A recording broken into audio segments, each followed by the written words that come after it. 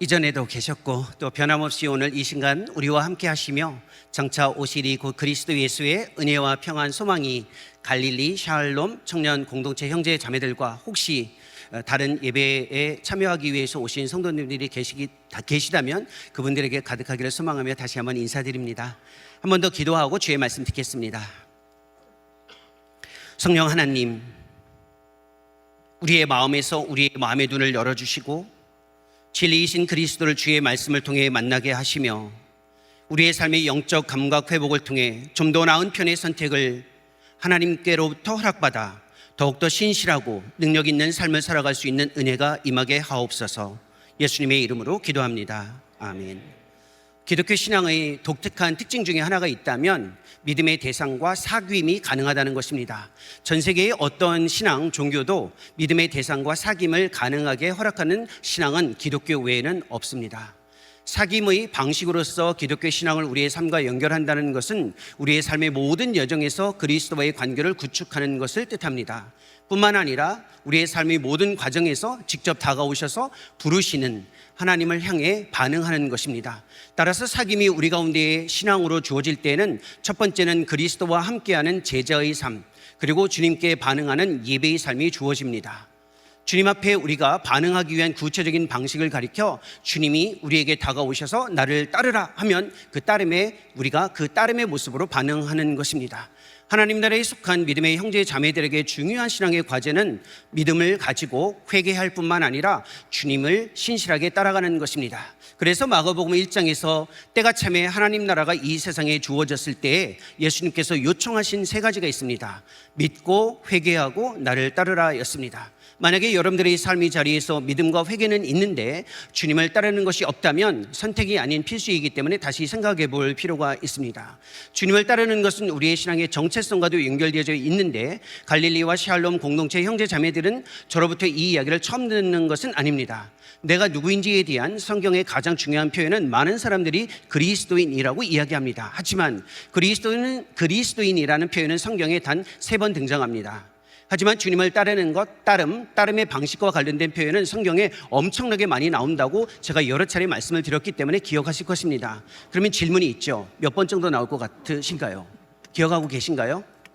누구한테 물어봐야 할까요? 배, 규, 병, 형제에게 물어봐야 하나요? 정확하게 이름을 기억하고 있죠? 어디 계세요? 규병 형제님 답변을 하지 않으셔도 괜찮습니다. 네. 성경이 많이 나올 것 같아서 물어보는 건데요. 그러면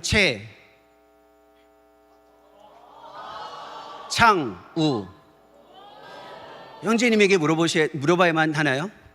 네, 괜찮습니다. 질문만 들어주셔도 괜찮습니다. 갈릴리 형제 자매들에게 묻고 싶은데 제가 이름을 기억을 못합니다. 누구에게 물어봐야 하는지 그 누구는 우리 자신입니다. 성경에 보면 주님을 따르는 것, 따르는 자, 따름과 관련된 표현은 무려 267번, 즉 270여 번 나옵니다. 따라서 내가 누구인지, 하나님과의 관계 속에서, 그리스도의 관계 속에서 내가 누구인지는 그리스도인이다라는 표현보다 주님을 따르는 자라는 표현이 훨씬 더 성경적입니다. 주님을 따르는 것과 관련된 지향점은 분명합니다. 늘 주님과 함께하고 주님을 본받고 주님처럼 행동하는 것입니다. 주님과 함께하고 주님을 본받고 주님처럼 행동하는 것이 신앙의 가장 중요한 지향점인데 이게 우리 시대에 너무 필요합니다. 왜냐하면 우리 시대는 디지털 기술 사회에서 모든 것이 길인, 모든 것이 가능한 사회를 살아가고 있기 때문에 무엇이 참된 삶의 방향인지 길인지 아직 모호하고 애매하기 때문에 그렇습니다. 여러분의 삶에서 참된 인생의 지향점은 주님과 함께하고 주님을 본받고 주님처럼 행동하는 것입니다. 뿐만 아니라 성취 지향의 사회에서 관계로부터 주어지는 삶의 풍요로움을 상실하고 있기 때문에 우리는 주님을 따르는 관계의 방식에 훨씬 더 집중해야만 합니다. 따라서 오늘 읽은 이 본문을 통해 우리가 다시 한번 삶의 방향이 모호하고 성취 지향을 통해 관계의 능력이 약화되어지는 우리 사회에서 어떻게 하면 주님과 함께하는 삶을 통해 우리의 삶이 좀 더 풍요로워질 수 있는지에 대한 가르침을 우리의 삶에 이어가며 다시 한번 다짐하고 세상으로 되돌아가기를 소망합니다. 이 본문은 우리에게 비교적 친숙한 내용이죠. 예수님께서 길을 가시다가 끊임없이 예수님이 사람들을 환대하셨는데 이번에는 반대입니다. 사귐의 방식에서 마르다가 예수님을 환대합니다. 집에 초청을 했는데 마리아는 예수님의 발치 아래 앉아서 말씀을 듣고 있었고, 마르다는 부엌에서 주님을 섬기기 위해서 분주했습니다. 마르다가 너무 힘겨워서 예수님에게 이야기합니다. 내 동생 마리아가 나를 와서 좀 도와주게 해주십시오 라고 했을 때 예수님께서 마르다에게 하신 표현이 있습니다. 그게 오늘 우리가 읽은 본문 42절입니다. 이 구절이 우리에게 아주 중요한 질문을 제시하기 때문에 같이 한번 읽어보도록 하겠습니다. 42절입니다. 같이 읽습니다. 몇 가지만 하든지 혹은 한 가지만이라도 족하니라. 마리아는 이 좋은 편을 택하였으니 빼앗기지 아니하리라 하시니라. 여기에 보면 마리아는 좋은 편을 택하였다라고 이야기합니다. 여기서 제가 조금 움직여서 여러분들에게 물어보도록 하겠습니다. 질문이 있기 때문에. 그런데 저와 물리적으로 가까이 있더라도 너무 부담을 가지실 필요는 없습니다. 그냥 들어만 주시면 됩니다. 눈동자를 회피하지 마시고요. 괜찮습니다. 좋은 편의 선택을 한 마리아, 그 선택은 무슨 선택일까요? 예수님께서는 마리아가 좋은 편, 더 나은 편의 선택을 했다고 이야기했습니다. 그 선택은 어떤 선택일까요? 우리에게도 인생을 살아가면서 주님과의 관계 속에서 마리아와 같이 좀 더 나은 편의 선택이 우리에게 필요합니다. 따라서 우리가 주님과의 관계의 구축을 위해서 아주 중요한 신앙의 과제가 있다면 우리의 삶의 선택을 좀 더 좋은 편의 선택으로 전환하는 것입니다. 마리아의 선택과 관련되어져 있는 이 성경의 가르침이 오늘 우리가 다시 한번 삶의 자리로 되돌아가기 위해 주님으로부터 받아야 할 사명이기도 합니다. 이 본문과 관련된 오해, 잘못된 접근이 있습니다. 그 첫 번째가 바로 내 삶에서 주님과의 관계 속에서 모든 것을 선택할 때 성격과 기질로 구분하는 것입니다. 마리아는 조용하고 사색적이다. 마르다는 활동적이고 사교적일 뿐만 아니라 성취지향적이다. 하나님께서는 마리아와 같이 조용하고 차분하며 사색적인 사람을 훨씬 더 좋아한다 라고 생각하면 이 본문을 오해하는 것입니다. 그러면 우리가 기질적으로 조용한 사람이 있고 차분한 사람이 있고 그리고 침착한 사람들이 훨씬 더 주님을 가까이 따르고 좋은 선택을 할 수 있다는 가능성을 생각하게 되는데 그렇지 않습니다. 이 본문 전체에서 다시 한번 볼까요? 무엇이 문제인지 봅시다. 41절에 이런 표현이 있습니다. 마르다야, 마르다야, 내가 많은 일로 염려하고 근심하나. 염려와 근심을 이야기했습니다. 그러면 물어볼까요? 내성적인 분, MBTI에서 I이신 분, MBTI에서 E가 아니고 I이신 분, 이런 분들은 근심이 없다면 손을 내려주십시오.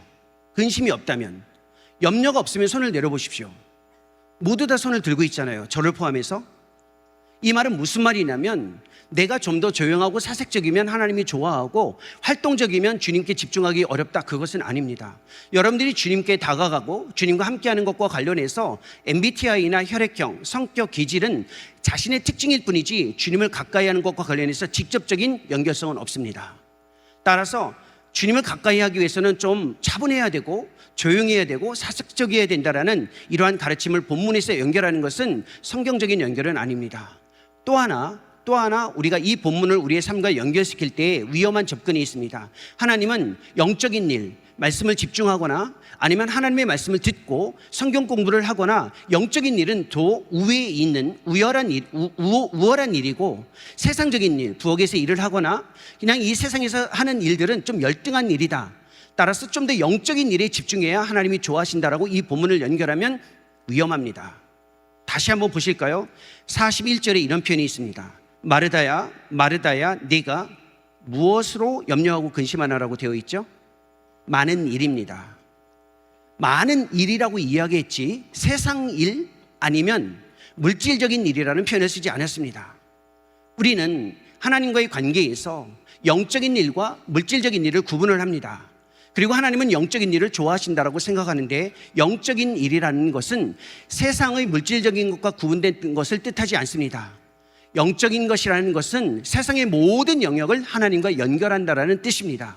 따라서 부엌에서 일을 하든, 교회에서 예배당에서 예배를 하든, 직장에서 일을 하든, 잠을 자든, 밥을 먹든 모든 게 영적인 일입니다. 왜냐하면 그 자리에 성령 하나님이 함께 계시기 때문에 그렇습니다.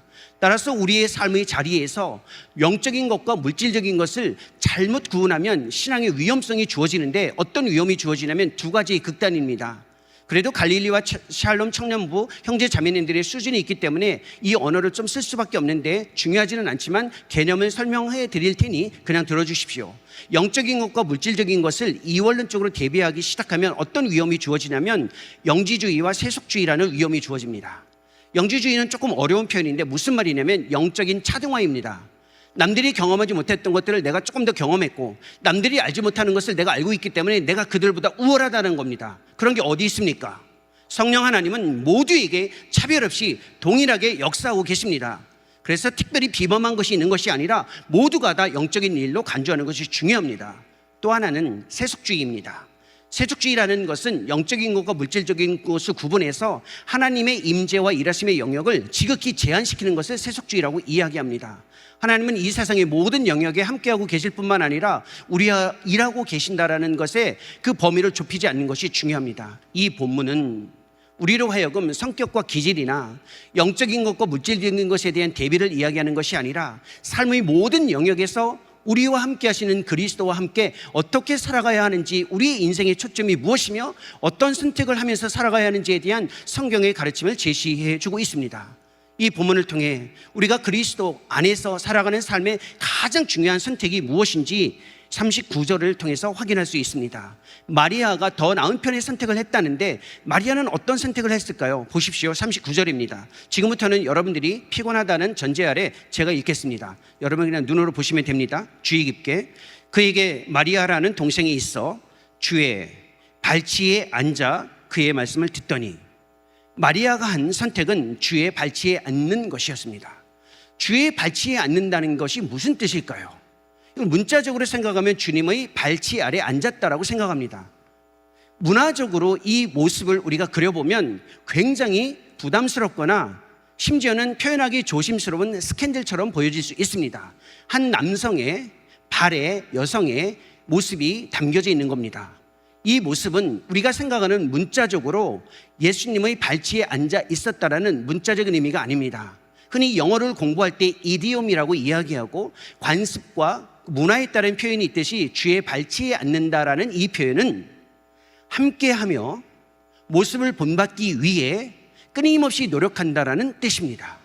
당시 스승과 랍비, 즉 스승, 랍비에 따르는 제자들이 있었는데 제자들은 늘 항상 그들이 따르는 스승을 발치 아래에서 따랐습니다. 이 말은 모습을 본받기 위해 노력했다라는 뜻입니다. 이게 보통의 문화였습니다.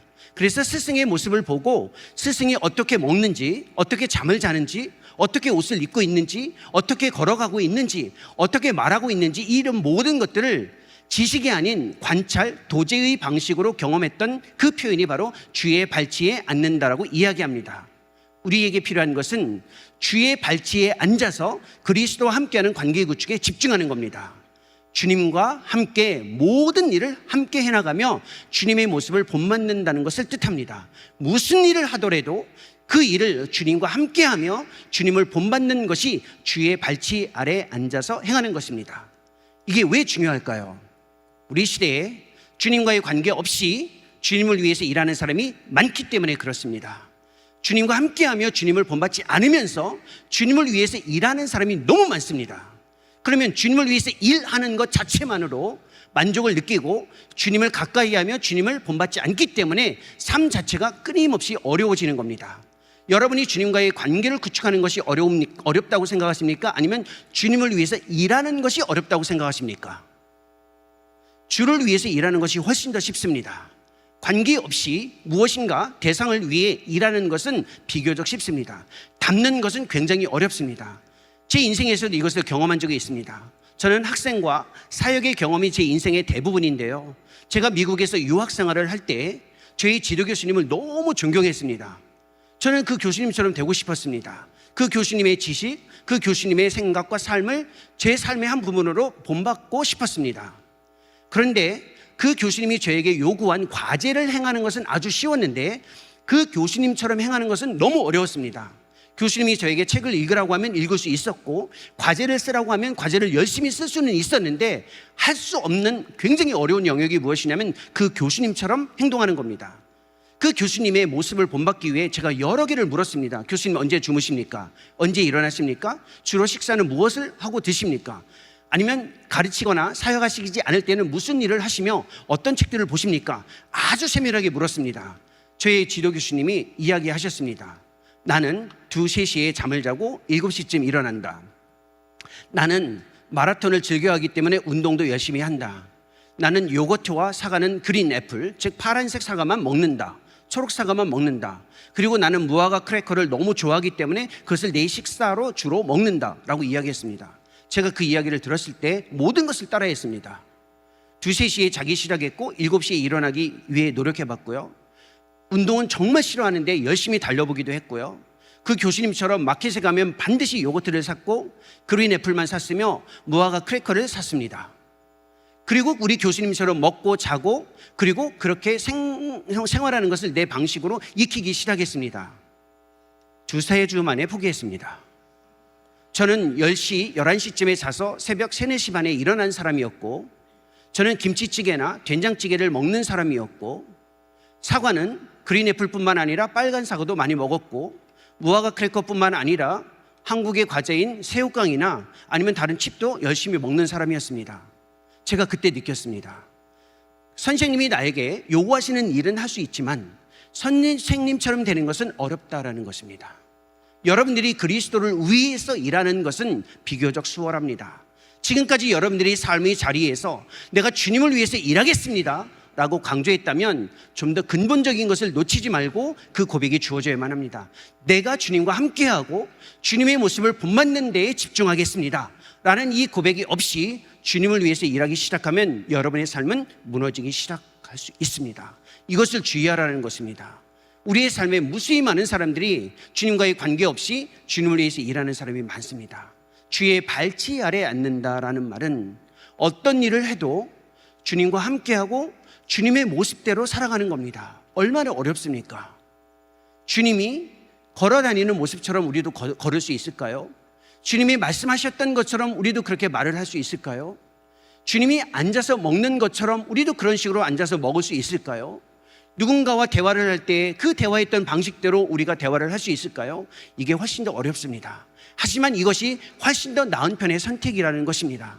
내가 주님을 위해서 무엇을 하겠습니까? 라는 이 고백보다 저는 주님과 함께하고 주님을 가까이 하겠습니다. 그리고 주님의 발치 아래에서 무슨 일을 하든 주님과 함께 하겠습니다 라는 이 고백이 더 중요하다라는 가르침입니다.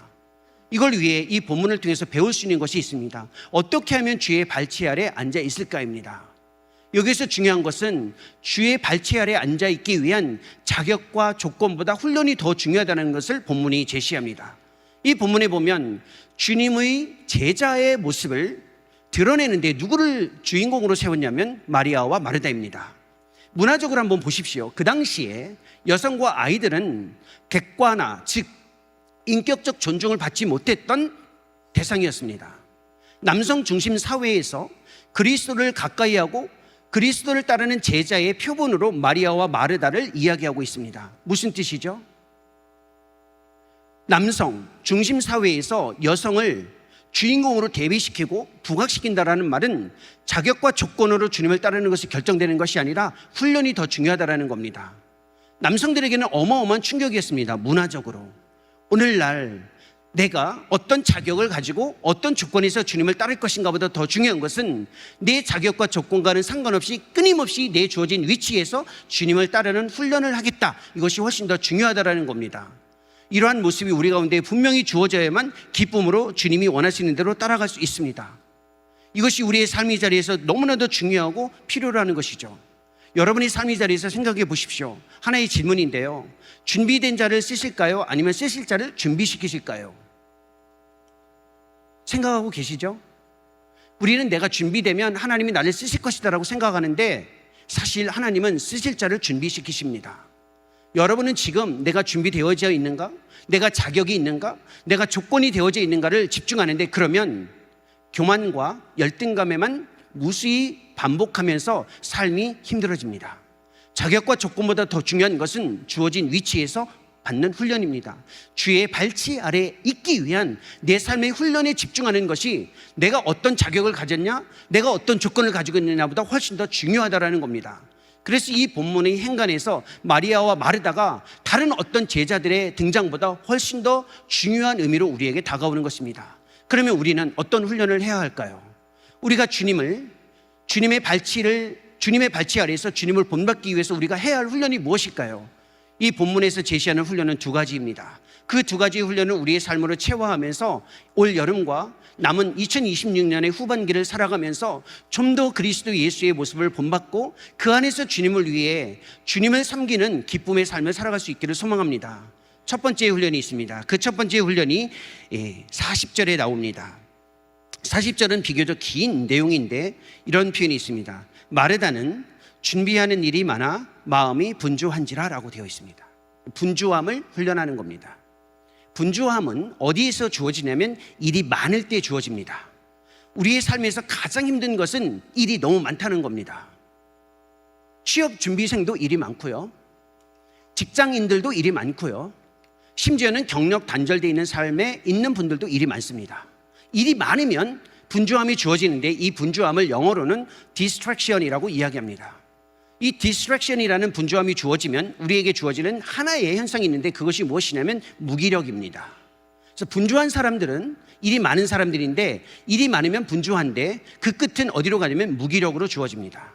이 무기력감을 넘어서기 위해서 많은 일들을 정리하고 시간 관리를 통해서 삶을 효율적으로 바꾸면 삶 자체가 건강할 수 있다. 이게 자기개발입니다. 이 세상에서는 많은 일들의 분주함을 넘어서기 위해 자기개발의 방식으로 타임 매니지먼트를 강조합니다. 하지만 성경의 가르침은 다릅니다. 성경은 자기개발과 같은 타임 매니지먼트로 많은 일의 분주함을 넘어설 수 있다고 이야기하지 않습니다. 성경에서 이야기하는 것은 집중력 관리입니다. 타임 매니지먼트가 아니라 어텐션 매니지먼트입니다. 집중력을 관리해야만 많은 일 가운데에서 디스트랙션, 분주함을 넘어서고 하나님 앞에서 무기력감을 넘어설 뿐만 아니라 강건하게 살아갈 수 있습니다. 왜 그러냐면 어텐션, 즉 집중력 관리는 집중의 대상을 일이 아니라 하나님에게로 옮겨놓는 겁니다. 우리가 힘든 이유는 많은 일들에 주목하고 있기 때문에 힘든 겁니다. 그 많은 일들을 정리하기 위해서 시간 관리에 집중을 하고 효율성을 생각하는데, 그러면 일이 많을 때는 효율적이지만 일이 없을 때는 공허하잖아요. 그래서 시간 관리의 맹점은 신앙적 측면의 보완이 훨씬 더 중요합니다. 여러분에게 필요한 것은 어텐션 매니지먼트예요. 일이 아닌 하나님에게 집중하는 훈련을 하는 겁니다. 하나님에게 집중하는 훈련을 하면 일이 많아도 분주하지 않을 수 있어요. 일이 없어도 공허하지 않을 수 있어요. 왜? 초점 자체가 하나님에게 있기 때문에 삶 자체의 일들로 휘둘려지지 않는다는 겁니다. 여러분이 정말로 매 순간 집중의 대상이 눈앞에 보여지는 일이 아니라 하나님인지 다시 한번 확신해 보라는 겁니다. 하나님에게 집중하는 이 집중력의 훈련은 두 가지의 방식으로 주어집니다. 하나는 고독인데요, 이 고독은 내면의 하나님을 위한 공간, 룸을 마련하고 끊임없이 내면의 하나님이 역사할 수 있도록 인정하는 겁니다. 또 하나는 안식, 즉 응시인데요, 하나님의 일하심에 집중하는 노력입니다. 이 고독과 안식의 훈련이 있어야만 하나님에게 집중할 수 있고 흔들림 없이 이 세상에서 살아갈 수 있습니다. 무수히 많은 과제가 끊임없이 우리 가운데 주어질 뿐만 아니라 때로는 일을 하고 싶어도 하지 못하는 상황이 주어집니다.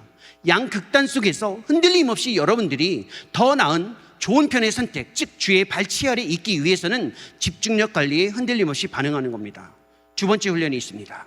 두 번째 훈련은 이 본문에 행간에 주어져 있는데 41절에 이런 표현이 나옵니다. 마르다야, 마르다야, 내가 많은 일로 염려하고 근심하나 라고 되어 있습니다. 마르다는 왜 염려하고 근심했을까요? 마르다가 염려하고 근심한 이유가 있습니다. 주님을 섬기기 위해 많은 일을 했습니다. 마르다의 동기는 나쁜 건 아니에요. 주님을 섬기기 위해서 음식을 정말로 열심히 준비했거든요. 근데 마르다가 근심, 즉 염려하고 근심한 이유가 있습니다.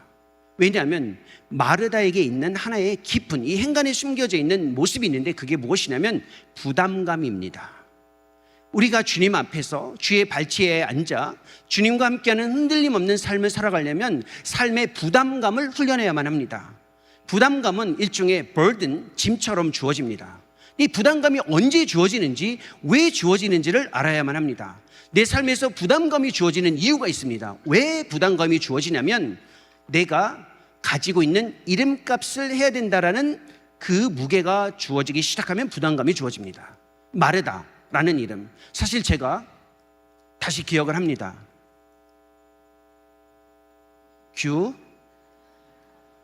병,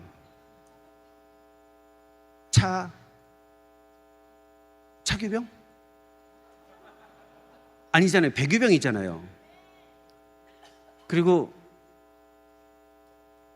창우 형제님이 지금 이렇게 기억을 하고 있죠. 제 마음속에 부담이거든요. 근데 이름이 우리의 삶의 부담이에요. 예를 들면 예은이, 평생 예수님의 은혜를 드러내야 돼요. 흔히 불려질 수 있는 이름이지만 내 마음에 부담이 주어집니다. 우리는 살아가면서 삶에 부담이 있어요. 그 부담이 어디에서 주어지냐면 자기 이름, 즉 자기 직책, 자기 자리에서 주어집니다. 마르다라는 이름의 뜻을 알면 이 마르다의 염려와 근심을 알 수 있습니다. 마르다라는 이름의 뜻은 무슨 뜻이냐면, 예를 들면 하은이처럼 분명한 이 뜻이 찾을 수가 없어요. 하은이면 하나님의 은혜잖아요, 그렇죠? 근데 마르다는 무슨 의미를 가지고 있을 것 같으세요? 혹시 성경 공부해 보신 하신 분 중에 마르다라는 이름이 가지고 있는 의미를 혹시 확인해 보신 적이 있으신가요?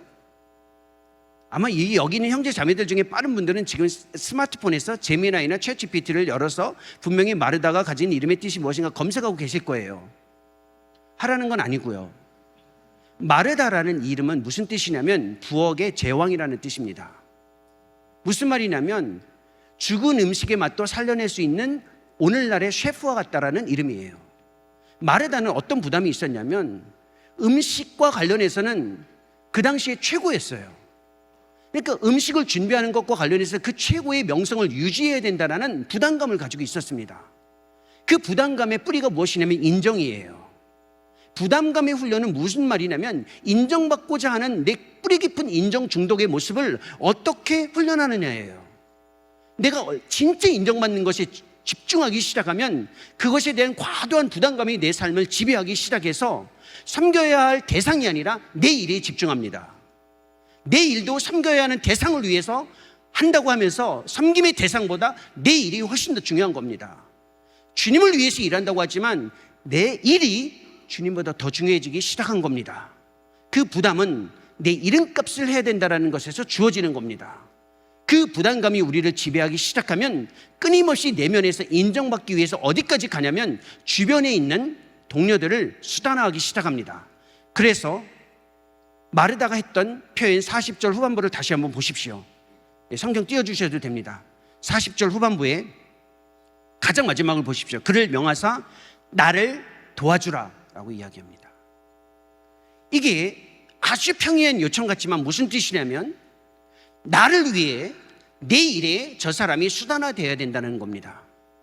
내가 주님을 위해서 일하는데, 내가 주를 위해서 일하는데 쟤도 나를 도와야 되고 쟤도 내가 원하는 대로 움직여야 된다라는 겁니다. 그러면 상대에 대한 존중은 없고 내 일을 위해 모든 것들을 수단화합니다. 주님이 우리에게 원하시는 가장 강력한 훈련이 바로 여기에 있습니다.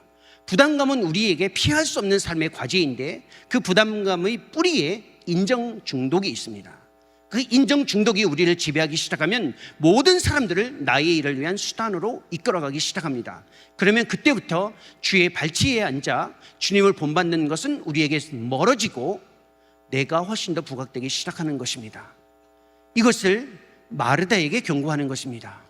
여러분의 삶에 제가 부탁드리고 싶은 한 가지, 주의 말씀을 통해 부탁드리고 싶은 한 가지는 더 나은 편의 선택을 위해 용기를 내라는 겁니다. 여러분이 끊임없이 주를 위해 인생을 살아가려고 20대, 30대, 40대에서 몸부림치며 노력하고 있습니다. 주님, 이건 주님을 위한 일입니다. 주님, 이건 주님의 영광을 위한 일입니다. 주님, 이건 주님의 기쁨을 위한 일입니다. 그러니 와서 도와주십시오. 이 고백보다 더 큰 고백이 있습니다. 이러한 신앙은 나쁜 신앙은 아니고 부족한 신앙이 아니고 잘못된 신앙은 아니지만 이것보다 훨씬 더 좋은 선택이 있습니다. 주님, 제가 주님과 함께하고 어떤 일을 해도 주님 곁에서 주님의 일하심 안에 함께하는 삶을 살아가겠습니다. 그리고 조금이라도 주님을 본받겠습니다.